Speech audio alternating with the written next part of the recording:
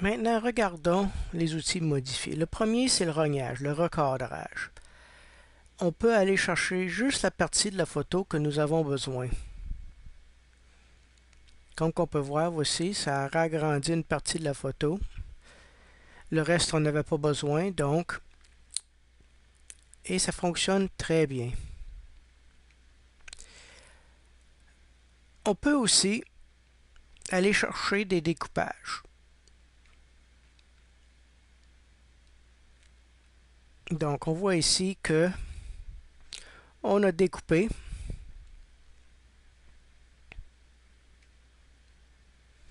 et on a la photo découpée dans la forme d'un cœur.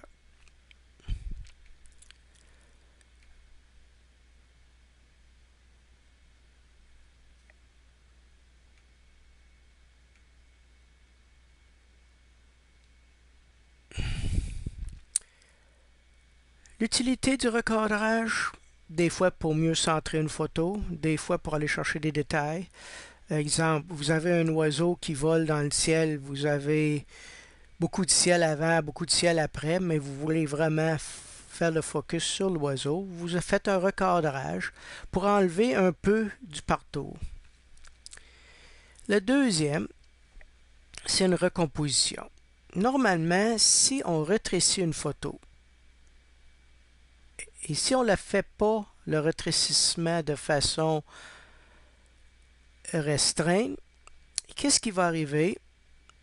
C'est que votre photo sera déformée. Donc, disons que vous rétrécissez cette photo-là sur la longueur. Ce qui était un cercle au centre va devenir comme une ellipse, parce que les deux côtés seront rétrécis. Mais recomposition vous permet de garder des parties de votre photo intactes, qui ne perdront pas leur aspect.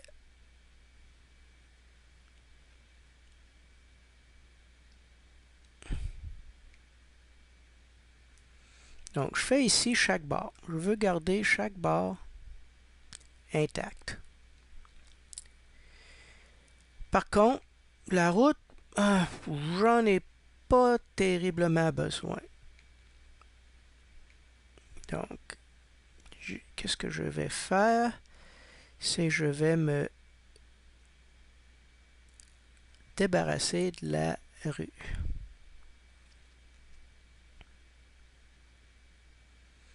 Donc, c'est assez facile, un peu comme des lumières de trafic. Rouge, tu n'en as pas besoin, et vert, tu veux le garder. Si tu veux effacer certaines choses, tu peux le faire comme ceci. On refait le top de l'arbre.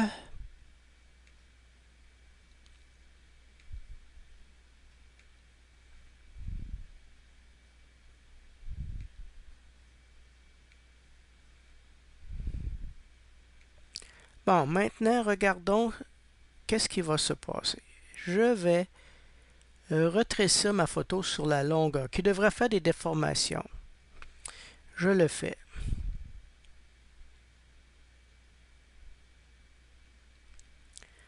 Vous remarquerez que les deux côtés, qui étaient protégés, le sont encore. Et la rue, qui passait ici, a disparu.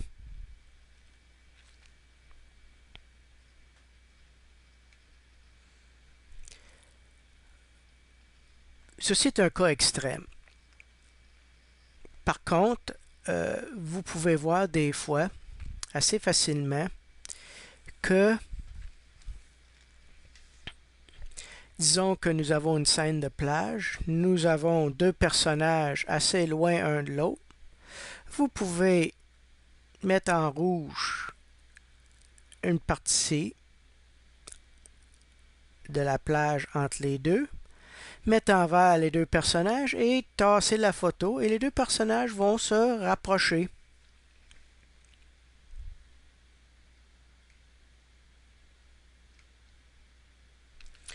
Maintenant, déplacer basé sur le contenu. Je viens ici. J'ai ici un phare. Donc, je commence, je décide que le phare il devrait être sur le bout complètement du quai. Donc, je décide comme ça.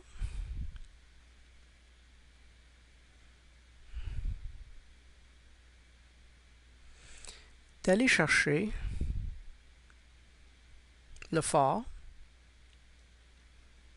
et de le déplacer. Donc, j'ai été chercher le phare.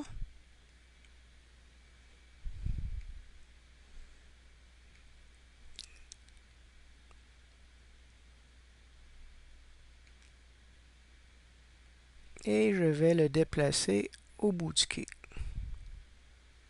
C'est ce que j'ai fait. On voit que Photoshop Elements travaille.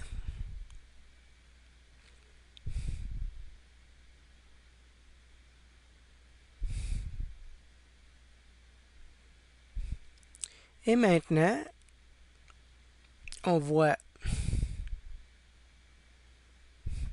que mon phare s'est déplacé sur le bout du quai et où mon phare était, on a fait du remplissage.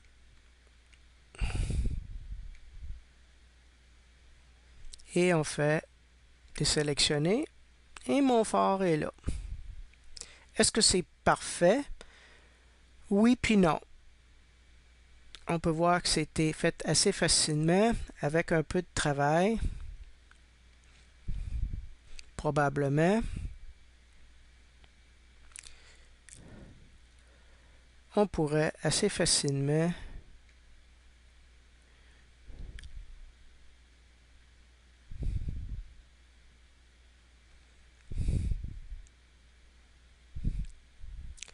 faire des réparations.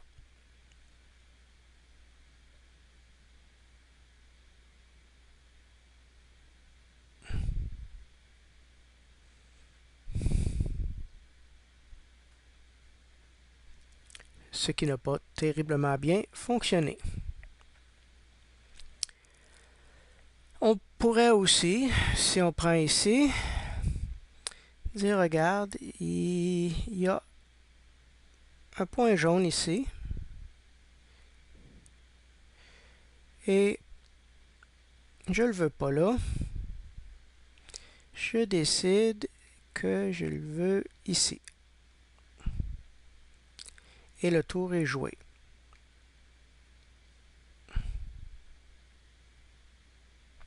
On peut même le faire avec l'auto.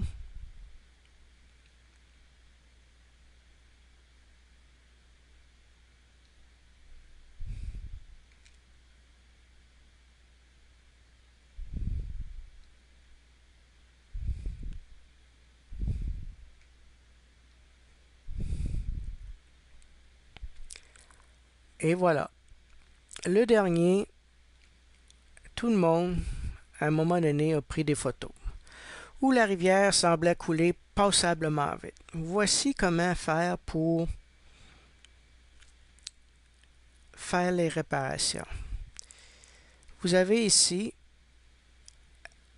remplir automatiquement les contours qui va remplir votre contour quand vous allez twister. L'autre, c'est qu'il agrandit ta photo légèrement pour faire la même chose. Moi, je préfère celle-ci parce que des fois, ça paraît qu'il